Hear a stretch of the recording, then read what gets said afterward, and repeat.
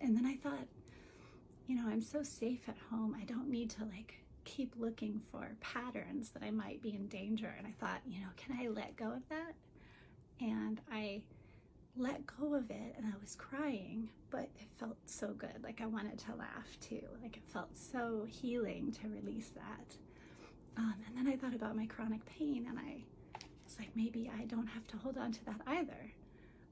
And I will say I have had less pain days since I've been back. I've been back for a week and a half, almost 2 weeks now. And yeah, it's incredible.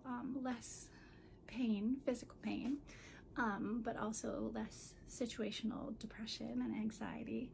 I had a lot of, you know, was still dealing with the grief of losing 3 family members last year, and the anniversary of that just happening, and worrying about a loved one who's currently sick, and worrying about my own health stuff, and then worrying about war and awful things happening in this country, and, you know, being a DV advocate and working with survivors, and just seeing, you know, headlines about Epstein survivors every day when I get off work. You know, all of that was really putting a lot of pressure on me, or making me feel so anxious that I felt like I was really headed for a breakdown. And I felt this retreat. It really helped me reset and rewire my brain, because I realized, you know, no amount of worrying is going to prevent anything from going the way that it's going to go, you know, and I just want to enjoy the good stuff. I felt like I was giving birth to my new self, and it was kind of painful in some places, but totally worth it. And I've given birth in real life, so I knew I could handle it. I also was seeing geckos, which are good luck.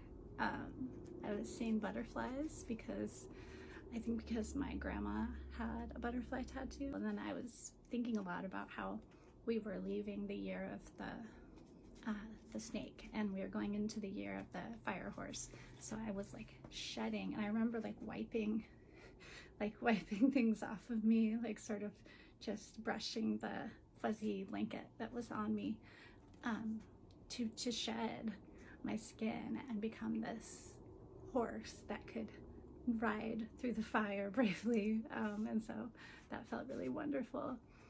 The eye mask was nice, but the headphones were a little hard for me to have complete like sensory deprivation. But the music, there was like instrumental meditative music that was playing during my whole trip, and it plays in the room as well as in the headset, so you can take the headset off if it's too intense, which is what I did. Bringing some comfort items can help too. So I brought a rose quartz, and I brought a seashell from one of the beaches in Puerto Vallarta, where my wife and I just bought a vacation home. I had a lot of positive associations going to Mexico with my wife to pick out our other home, and you know, we hope for it to be something that can help us make money when we're not there, and also be somewhere that we can vacation in the winter when it gets too bleak here in the Northwest.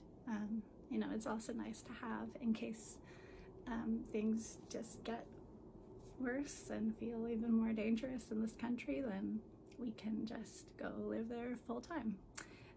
So it was really nice to reflect on that too, and remember that you know, my wife she takes my fears and anxiety about living in America very seriously. She's moved mountains to get us a place that can be